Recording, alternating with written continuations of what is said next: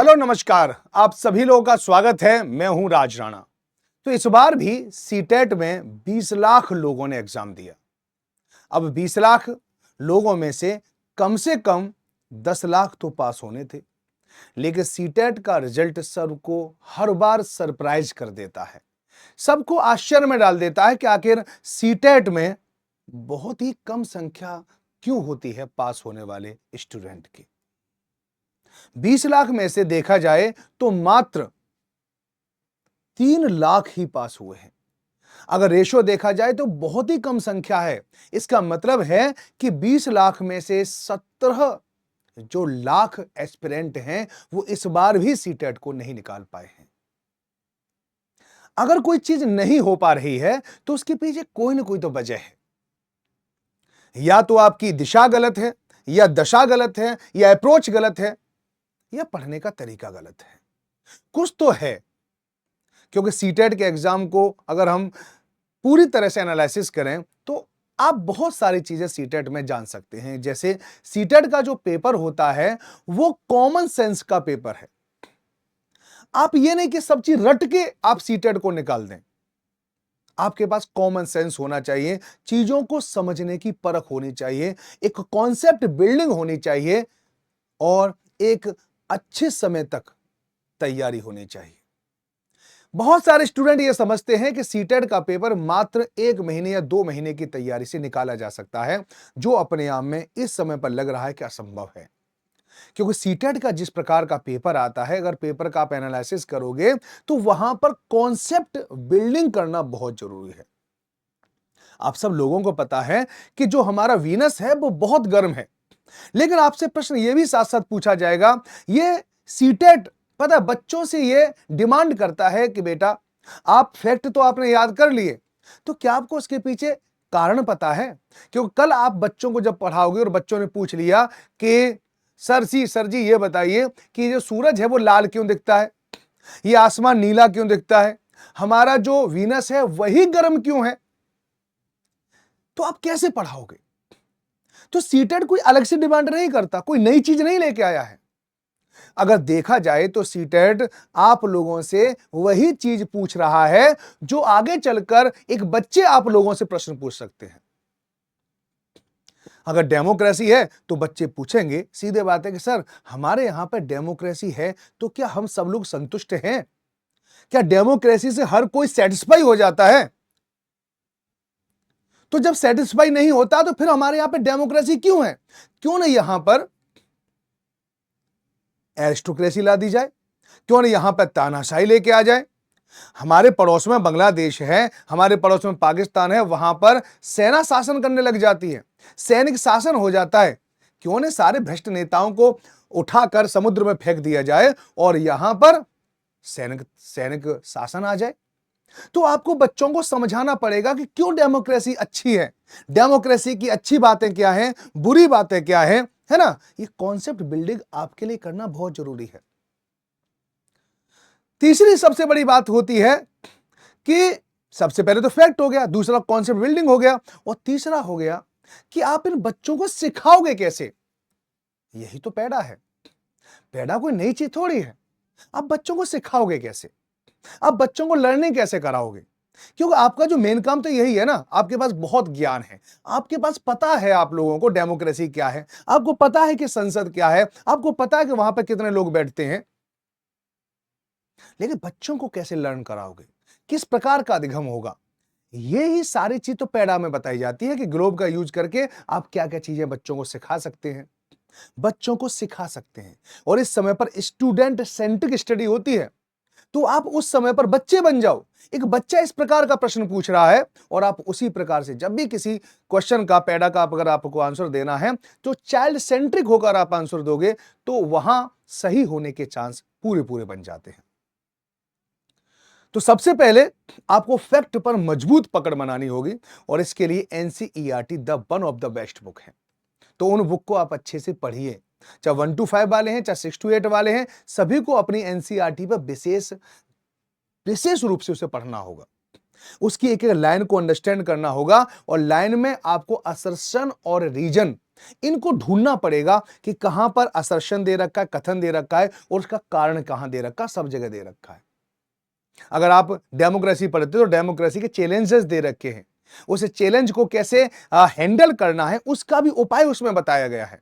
तो आपको किसी प्रकार से वो क्वेश्चन पूछ सकता है, तो आपको इसके लिए तैयार रहना पड़ेगा। ठीक है, तो सबसे पहले आपको एनसीईआरटी पढ़ें, बढ़िया तरह से पढ़ें, एनालिसिस करें। जो वहां पर डार्क कॉलम यानी डार्क बोल्ड में अगर कोई लेटर लिखा हुआ है, कोई वर्ड लिखा हुआ है, तो उसको जरूर पढ़ें। अगर एनसीईआरटी कहती है कि इस मानचित्र को देखें, तो आप मानचित्र लेके देखो। वो कह रहा है कि ऐसा करो तो आप करो। जो प्रैक्टिकलों की जो बताता है, तो आपके पास मोटा मोटा अनुमान होना चाहिए कि बच्चों को इस प्रैक्टिकल को आप कैसे सिखा सकते हो। आपको ये करना पड़ेगा। अगर सीटेट निकालना है तो करना पड़ेगा। ये बात मैं आपको जनरली बता रहा हूं, है ना। इसके अलावा एक और चीज है कि एक प्रॉपर गाइडेंस जो हमेशा बच्चों के पास कम रहती है, प्रॉपर गाइडेंस। तो प्रॉपर गाइडेंस कहां से ली जाए? तो प्रॉपर गाइडेंस के लिए आप लोग मुझसे इस नंबर पर कनेक्ट कर सकते हैं। ये नंबर मैंने इसलिए दे रखा है प्रॉपर गाइडेंस लेने के लिए कि सर हम क्या पढ़ें, कैसे पढ़ें, किस तरह से पढ़ें। तो आप प्रॉपर गाइडेंस लेना है तो आप इस नंबर पर मेरे साथ कनेक्ट हो सकते हैं। व्हाट्सएप पर आप अपनी पूरी प्रॉब्लम मेरे पास भेज दें और मैं उसका आप लोगों को जरूर जवाब दूंगा। एक और बात कि यहां पर एक और दिक्कत पैदा होती है कि हिंदी का इंग्लिश ट्रांसलेट होता है। जब भी पेपर आता है पहले हिंदी का पेपर बनाया जाता है और फिर ट्रांसलेट किया जाता है उसे इंग्लिश में। जब हिंदी को इंग्लिश में ट्रांसलेट किया जाता है तो बहुत सारे वर्ड जो होते हैं, सेंटेंस होते हैं, उसमें गड़बड़ी हो जाती है। तो थोड़ा सा आपको इंग्लिश का ज्ञान होना चाहिए। आप थोड़ा सा बैच को इंग्लिश की तरह पढ़ें, यानी उसमें आपको टर्मिनोलॉजी इंग्लिश की जरूर पता होनी चाहिए, वरना कहीं कहीं बहुत, ठीक है, आप वहां लिखा कुछ है, लिख के कुछ आ जाता है ना। एक और बात जो बहुत ज्यादा जरूरी है, सीटेट का जो पेपर होता है वो नेगेटिव मार्किंग नहीं आती। उसमें नेगेटिव मार्किंग नहीं आती। तो अगर आप 50% कर पाते हो तो 10% के चांस है कि वो अपने आप सही हो जाए क्वेश्चन। लेकिन आपको ध्यान क्या रखना है? ध्यान ये रखना है कि जब भी आप उन ऑप्शनों को छेड़ें जो आप पे बिल्कुल नहीं आते, तो सभी जितने भी आपने नहीं किए उनको एक ही ऑप्शन को भरने की कोशिश करें। जब एक ही ऑप्शन को भरा जाता है तो उसके सही होने के चांस बहुत ज्यादा बढ़ जाते हैं, यानी 25% चांस आपके एक्स्ट्रा बढ़ जाते हैं। अगर आपने 150 में से 75 सही कर रखे हैं, 75 अगर आप लोगों ने इस तरह से भरा है, तो उसमें लगभग लगभग 15 क्वेश्चन सही होने के चांस हो जाएंगे। ठीक है, 15 से ज्यादा ही क्वेश्चन चांस हो जाए। हो सकता है अगर आपकी थोड़ी किस्मत सही हो तो और सही हो जाए। तो इस तरह से सीटेट को आराम से निकाला जा सकता है। ऐसा नहीं है कि सीटेट में कभी भी 80% रिजल्ट नहीं हो सकता, 80% भी हो सकता है। बस आप सही समय पर जाग जाएं। अब का जो सीटेट है वो दिसंबर में होने वाला है। तो अब आपके पास कितना समय है? ये अगस्त चल रहा है, अगस्त, सितंबर, अक्टूबर, नवंबर, दिसंबर, यानी 4 महीने हैं। ठीक है, 120 दिन है। 120 दिन में आप आराम से सीटेट की तैयारी कर सकते हैं और पहली बार में ही सीटेट को निकाला जा सकता है। आप टॉपिक की गहरी समझ डेवलप करोगे, कॉन्सेप्ट बिल्डिंग करोगे। ठीक है, हर एक चीज में क्या जरूर पूछोगे। सर पढ़ा रहे हैं आपको, आप पूछिए, सवाल उठाइए, क्योंकि आप मानव हो। मानव का स्वभाव है सवाल उठाना। सवाल कीजिए, सर सर कुछ भी पढ़ा रहे, सर ऐसा क्यों हो रहा है, ऐसा क्यों होता है। भले ही हमारे यहां पर करंट अफेयर्स नहीं आती है, लेकिन आप आसपास की चीजों से अवेयर रहें, जाने कि बांग्लादेश में इस समय पर क्या चल रहा है, क्योंकि आपको इनका यूटिलाइजेशन करना होता है बच्चों को समझाने में। समझ नहीं, सैनिक शासन कितना बुरा होता है, तो पाकिस्तान की स्टडी को करने के बाद आप पता कर सकते हो कि वास्तव में सैनिक शासन कितना बुरा होता है। तो आप इसी प्रकार से पढ़ते रहें, इसी प्रकार से आगे बढ़ते रहें। दिसंबर में इसका एग्जाम होने वाला है, इसलिए आज ही पढ़ना प्रारंभ कर दें, लेट ना करें। अगर आप मुझसे जुड़ना चाहते हैं तो यहां जुड़ लें। अगर आप टॉपिक वाइज पढ़ना चाहते हैं कि सर हमें सारे के सारे टॉपिक पढ़ने हैं और हमें टॉपिक पढ़ा दो, ठीक है, हर एक कॉन्सेप्ट पढ़ा दो, हर एक फैक्ट पढ़ा दो, और कॉन्सेप्ट कैसे क्रिएट करते हैं, कैसे माइंड में एस्टेब्लिश करते हैं, उसको भी सर हमें बता दो। अभी हमारे पास 120 दिन है, तो आप 120 दिन के लिए मेरे साथ जुड़ सकते हैं। ठीक है, तो मैं आप लोगों को 2 बार मिलता हूं। 2 बार कौन कौन से टाइम मिलेगा? एक तो जो टाइम है वो मैं आप लोगों के लिए यूट्यूब पर मिलता हूं। यूट्यूब पर आपकी क्लास 1:15 PM पर होती है, इसी चैनल पर। तो इस चैनल पर 1:15 PM पर आप मेरी क्लास देख सकते हैं। पहला तो ये है ना। दूसरा क्या कर सकते हैं कि अगर आपको पेड बैच लेना हो तो ऐप पर मेरी क्लास रोजाना 10 बजे चलती है, 10 AM पर, जहां पर मैं कॉन्सेप्ट बिल्डिंग कराता हूं, फैक्ट को लर्न कराता हूं और साथ ही साथ एक अप्रोच डेवलप कराता हूं ताकि आप सीटेट में आराम से क्लियर कर पाओ। अगर आपको कोई अगर आपको मेरा ये पेड बैच ज्वाइन करना है तो आप यहां पे ज्वाइन कर सकते हैं।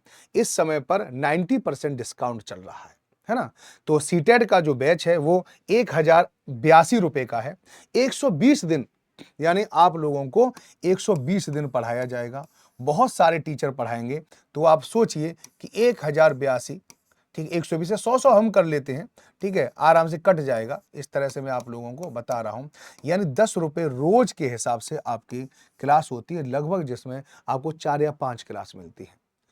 ठीक है, तो मैं आपको बता रहा हूं कि इस समय पर शिक्षा कितनी सस्ती है और आपको शानदार क्लासें मिलेंगी। आप क्लास लेने के बाद अगर आपके मन में एक भी डाउट रह जाए तो आप मुझसे कहना।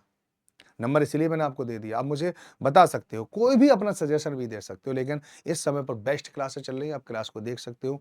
सुपर कोचिंग टेक्स्ट बुक का जो ऐप है उसे आप डाउनलोड कर लीजिए, टेक्स्ट बुक का ऐप, और उसमें जो टीचिंग सेक्शन को, या सुपर कोचिंग पे जाओ, वहां पे टीचिंग सेक्शन में जाओ, टीचिंग सेक्शन में जाके आपको सीटेट का ये मिल जाएगा, है ना। और आप इसको राजराना कोड का इस्तेमाल जैसे ही करोगे, एक कोर्स 1082 से थोड़ा सा और कम हो जाएगा।